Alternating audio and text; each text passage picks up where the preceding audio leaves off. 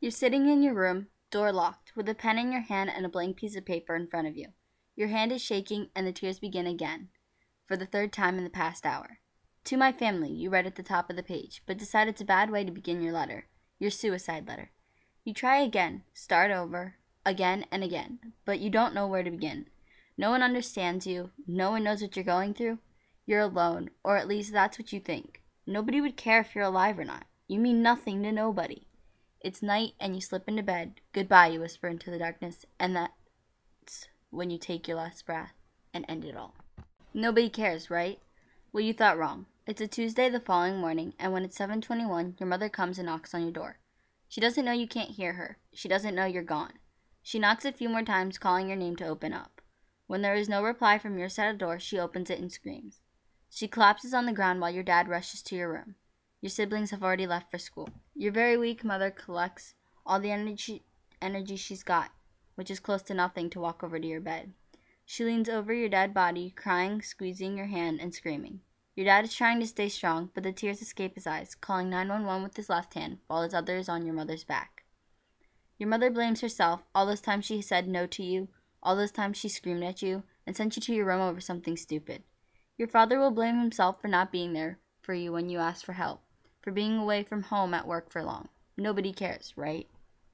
8:34 a.m. There's a knock on your classroom door. It's the school principal. She looks more worried than ever. She calls the teacher to the side, all the students worried. What's going on? The principal then later announces about your suicide. The popular girl that always called you fat and ugly is now blaming herself.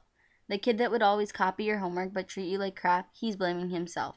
The boy that sits behind you, the one that always threw things at you during class, he's blaming himself too.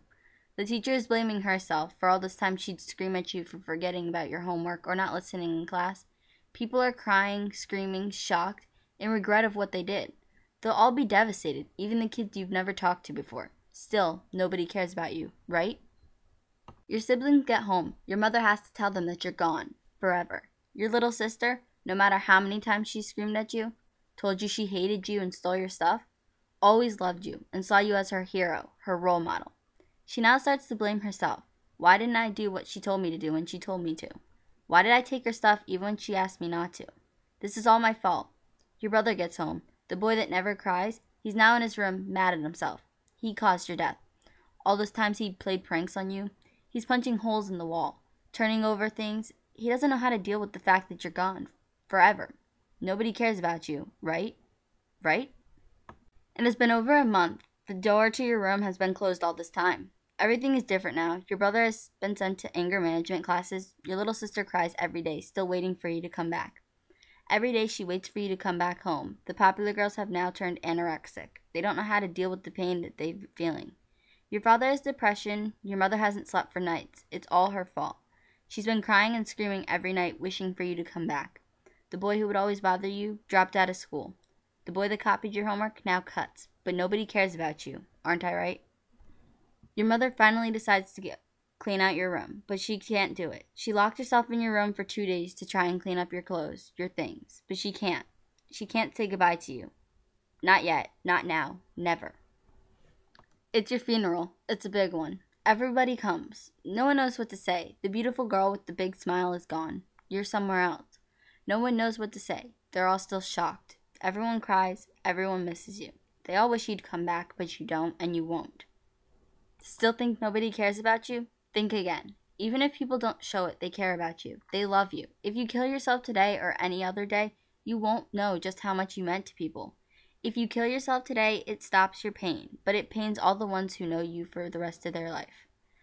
Suicide is the easy way out, but it's the wrong choice. Life is beautiful. Yes, it does have its up and down, but everyone has their bad days. Sometimes people go through tough times in their lives, like you're probably going through now.